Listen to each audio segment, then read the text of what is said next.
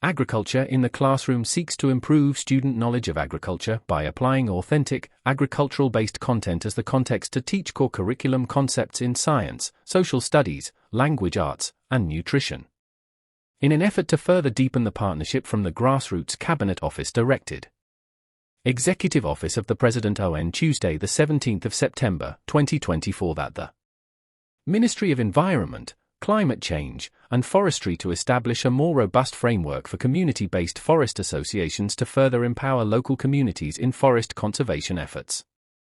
National Landscape and Ecosystem Restoration Strategy 2023 to 2032, which aims to plant 15 billion trees. Cabinet acknowledged with appreciation the growing partnership between the public and private sectors in advancing the tree planting campaign.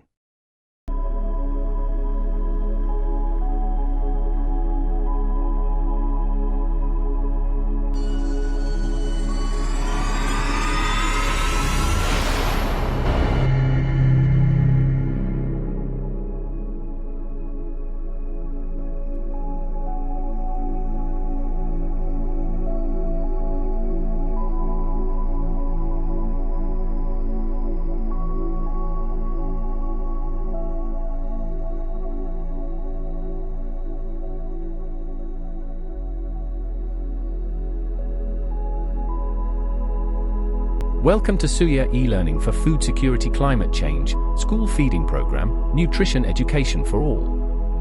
When you have bad governance and poor accountability from your local government leaders, then you are doomed to live under control of cartels and fools. We hope you subscribe to our channel YouTube at Suya Mombasa and share this links with your friends or family.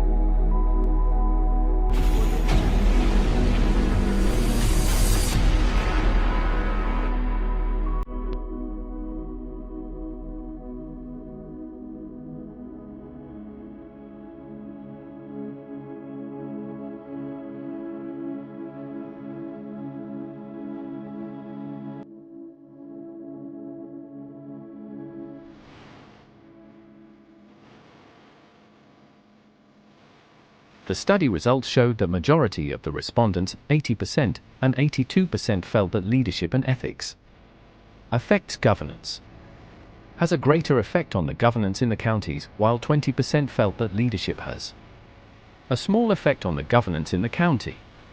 The study found out that majority of both ethics, 68%, and political alienation, 78%, affects governance. The study concludes that training, ethics, attitude, political alienation, and leadership affects governance. Thus the study recommends that there is need for county and national government to provide training to staff and establish mechanisms that can promote attitude, ethics, and leadership.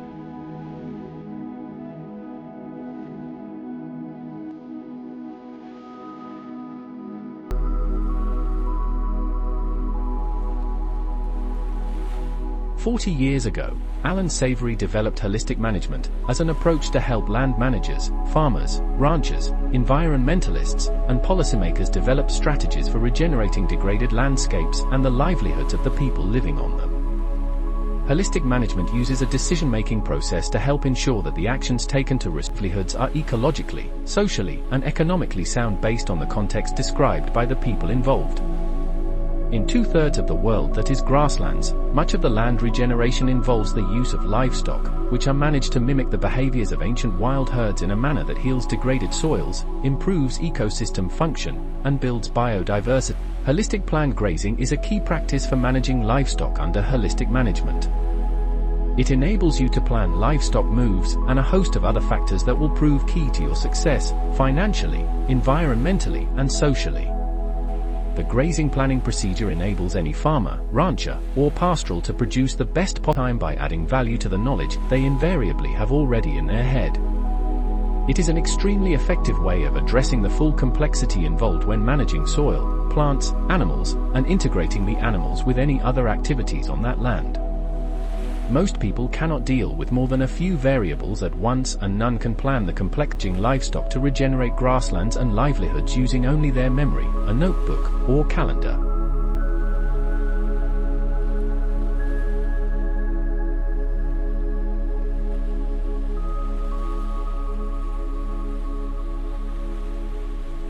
Adaptive grazing, which mimics the natural grazing patterns of wild herds, offers numerous benefits, including enhanced soil health, increased pasture productivity, improved animal welfare, and potentially greater economic returns for farmers. The research produced clear data showing that AMP grazing increases carbon sequestration and soil stocks and improves soil microbial and fungal life. It also appears to be a viable mitigation of water shortages and can contribute to reducing the magnitude of. This strategy is a result of various consultations among stakeholders who converge to develop a national rangeland management and pastoralism strategy. It addresses challenges and shortcomings arising from practices in the arid and semi-arid lands. The national government and the county government sought to work together with stakeholders and development partners with the aim of developing strategic-term solutions to rangeland degradation and low productivity for the benefit of pastoral communities and the economy of Kenya.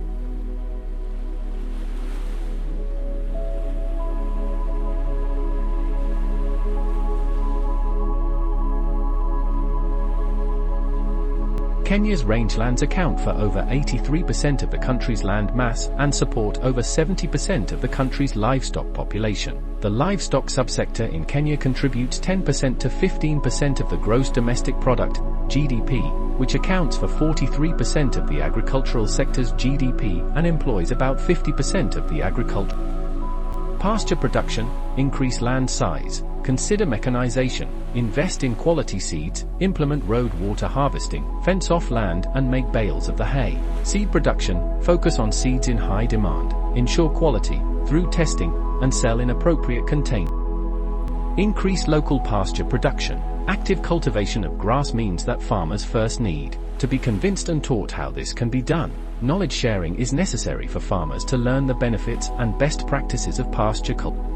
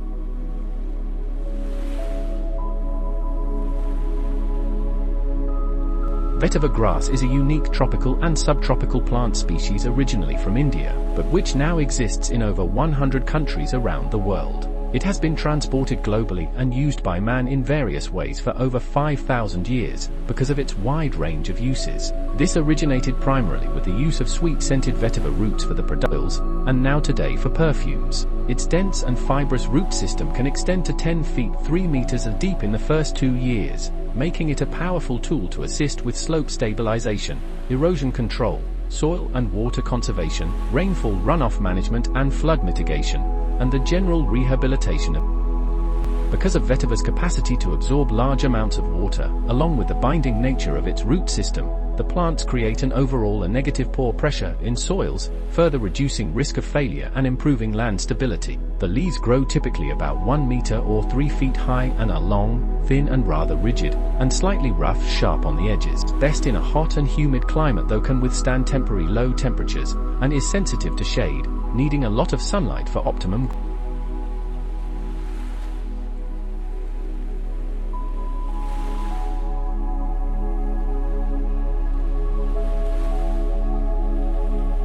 Vetiver grass has been proven to have a tensile strength between 5 to 10 times that of most other grasses, and unlike most grasses, it does not form a horizontal mat of roots. Rather, the roots grow almost exclusively downward and are dense and fibrous, which causes them to interlock with each other, holding the soil in place like an underground curtain or.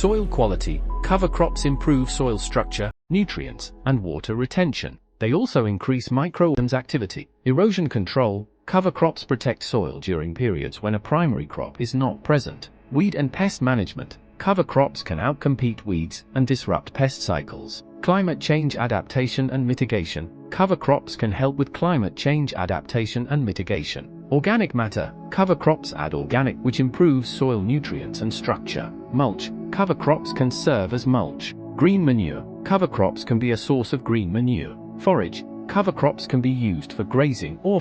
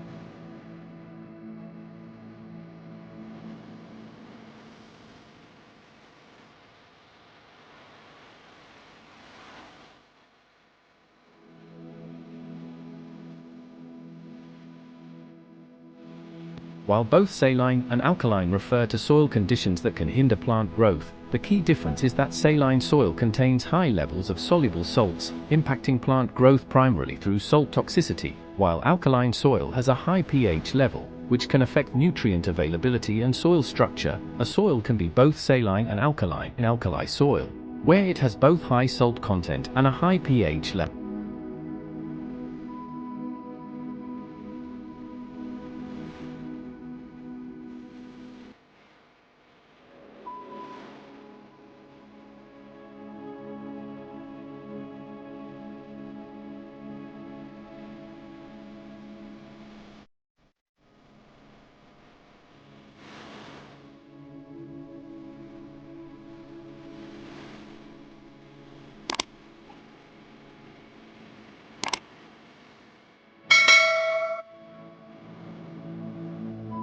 There will come a time when only those that know how to plant will be eating. Chief Oran Lions. If you like African food systems content, please subscribe and share our channel with your friends and family. If you're new here, hit the subscribe button so you make sure to never miss our weekly presentation podcast. Agriculture is tool to create health, wealth, shelter, protect environment, food, nutrition and basic skills development for our local communities. Status of public-private partnerships.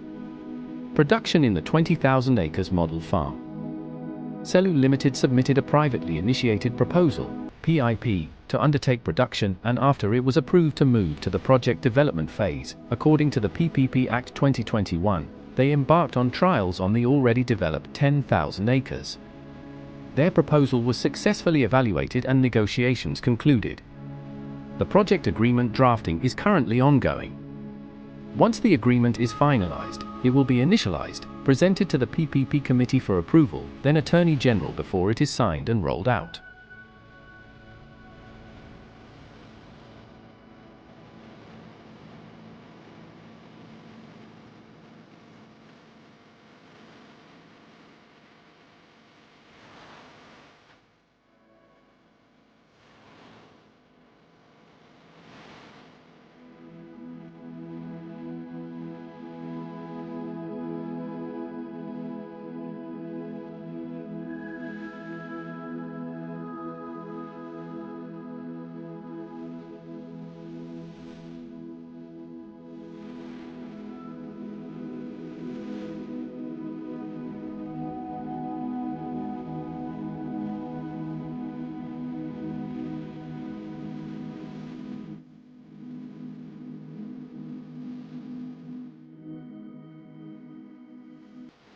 The scheme has a tenant population of 2,245 farmers settled in 11 villages where each farmer has 3 acres for cash crops and 125 acres for domestic vegetables. A gravity system of water conveyance is currently under construction which once completed, it will lower the operational cost.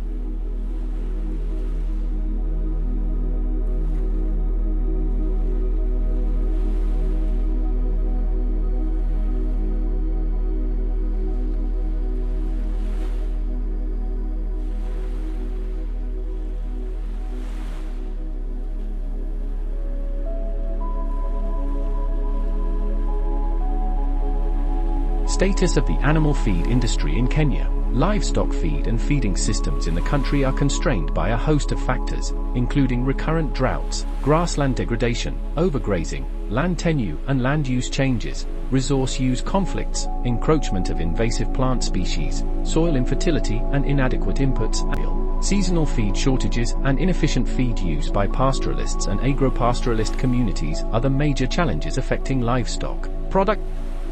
The currently recognized energy feed nutrients include simple carbohydrates such as glucose, fructose, galactose, sucrose, maltose and lactose, all different types of sugar, complex carbohydrates, polysaccharides such as starch, found in roots and tubers as well as in grain, hemicellulose, some web cellulose. Chemically speaking, cellulose, the principal constituent of cell walls of plants, most abundant in more fibrous feeds, generally low in digestibility. Cattle, goats, sheep, as ruminants, and horses, with a large colon cecum, digest cellulose fairly easily. Pigs and chicken, as monogastric animals, do not digest easily. Lignin, which essentially is not digestible to animals, found in over-mature hays, straws, and hulls. High lignin content in feed may reduce the digestibility of cellulose and other nutrients.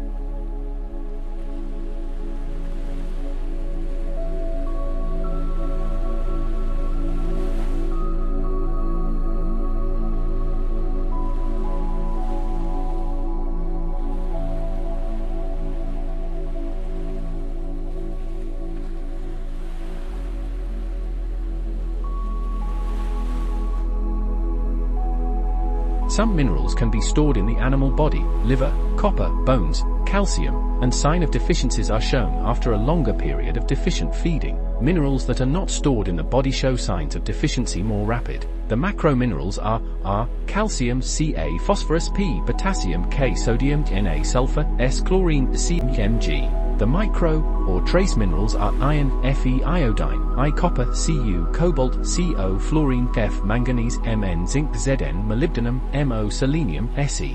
Macro minerals: animals require more of the macro minerals: calcium, phosphorus, magnesium, sodium, potassium, chlorine than the micro minerals: iodine, iron, cobalt, copper, manganese, molybdenum, zinc, selenium. If animals do not consume enough of the macro minerals, this will cause reduced production, infertility problems, weakness of the bone, and increased incidences of non-infectious diseases. In cows, insufficient calcium supply causes deficiencies in micro minerals. Trace elements can cause a variety of diseases and conditions depending on which mineral is deficient.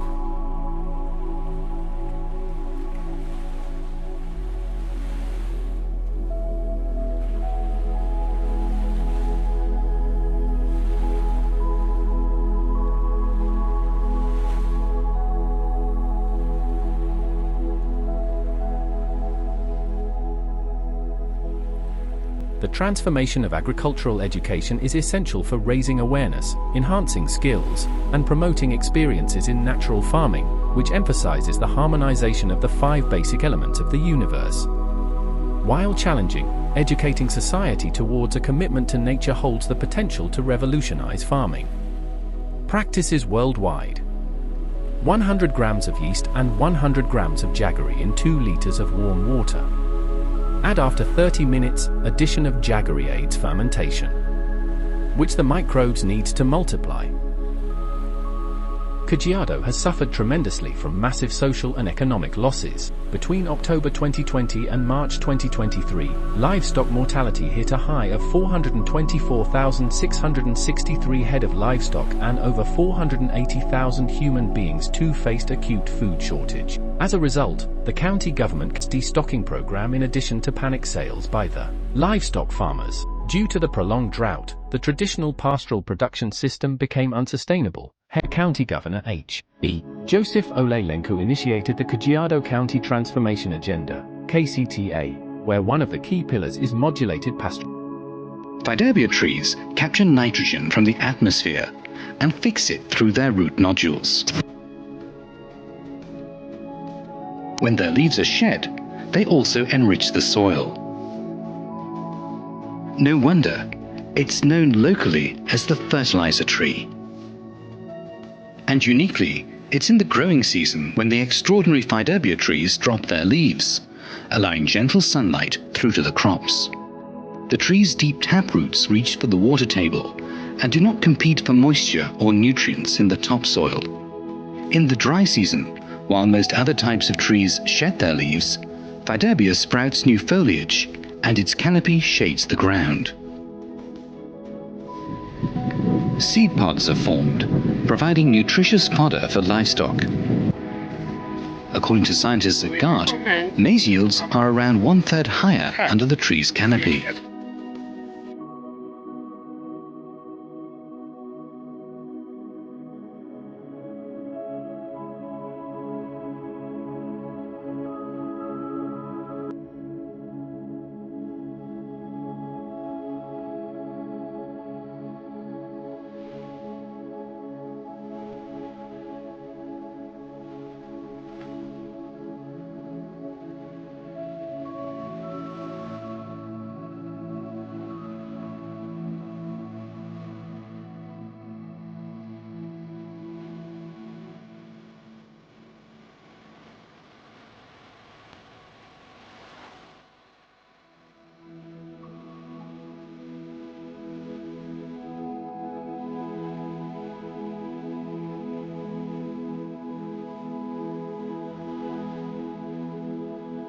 Kajiado has suffered tremendously from massive social and economic losses. Between October 2020 and March 2023, livestock mortality hit a high of 424,663 head of livestock and over 480,000 human beings too faced acute food shortage. As a result, the county government's destocking program in addition to panic sales by the livestock farmers. Due to the prolonged drought, the traditional pastoral production system became unsustainable. Hence, the county governor H.E. Joseph Olelenku initiated the Kajiado County Transformation Agenda, KCTA, where one of the key pillars is modular.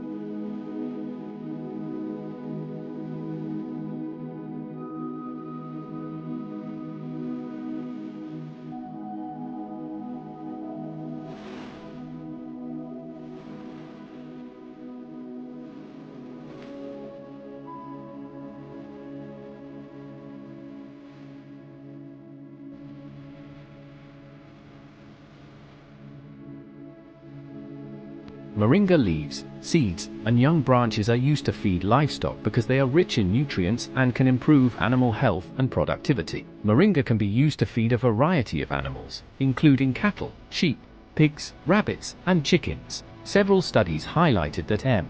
oleifera can be used as green fodder either individually, other crops, or concentrate feeds to improve the performance of ruminants, such as the growth rate, milk yield, and milk constituents, without negatively impacting animal.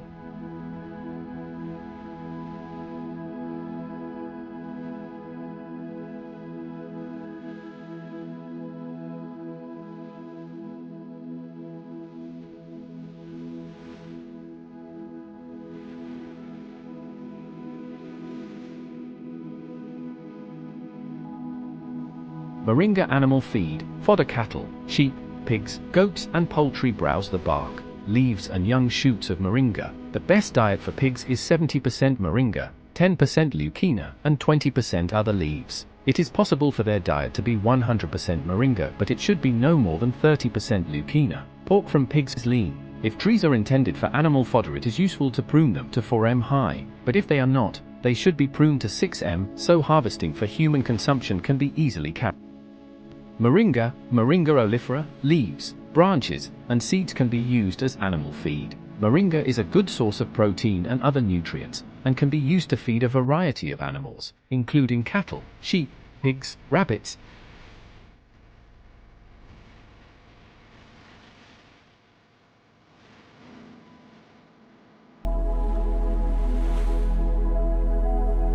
The milk constituents, including total solids, fat, protein, and ash, were significantly higher when moringa forage was used, which correlated to higher nutrient digestibility levels, better nitrogen utilization, increased levels of rumin volatile fatty acids, microbial yield, and acetic acid.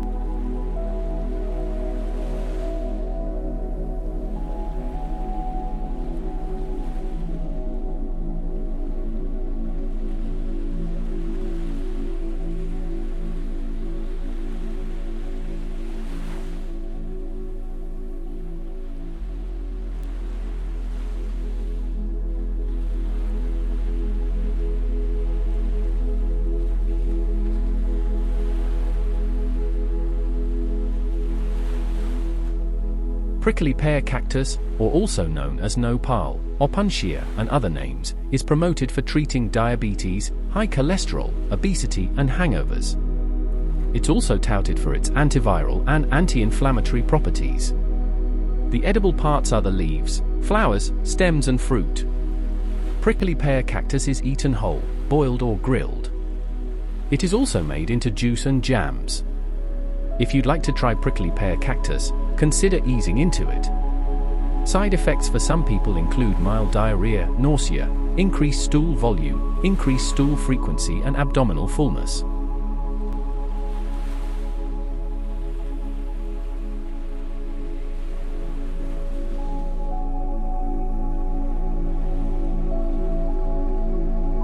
Cactus used as fodder for livestock is high in carbohydrates, vitamins, amino acids, and water. It also contains minerals like calcium, potassium, and magnesium. The in vitro digestibility values were 72% for protein, 62% for dry matter, 43% for crude fiber, and 67%. Another significant advantage of cactus for animal feed is that it is often the only source of green forage in the dry season capable of providing vitamin A precursor.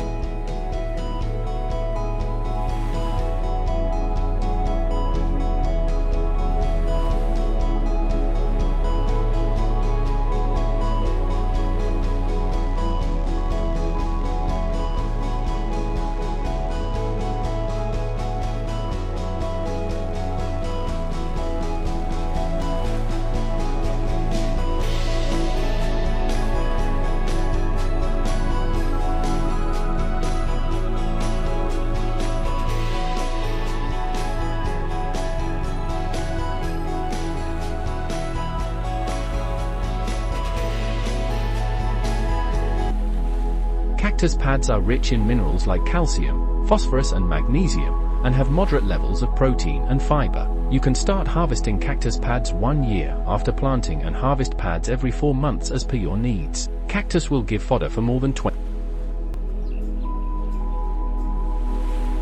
Select only mature pads for planting. Cut the mature pads with a sharp knife. Keep the harvested cactus pads off the ground and in the shade for 15 days before planting. At the time of planting, treat the cactus pads with trichoderma. Pour 2 handfuls of farmyard manure in the planting pit and mix it with the soil. Plant the treated pads upright by inserting 1/3 of each pad in the soil. Keep the field weed-free and water the plants every 2 weeks. After 1 year, start harvesting. Keep the base pad and cut the other pads with a sharp knife. Before feeding cactus to livestock, cut the harvested pads into smaller pieces. Feed the pads with some dry fodder to animals. Feeding animals on cactus may even satisfy the water requirement of animals in the dry season.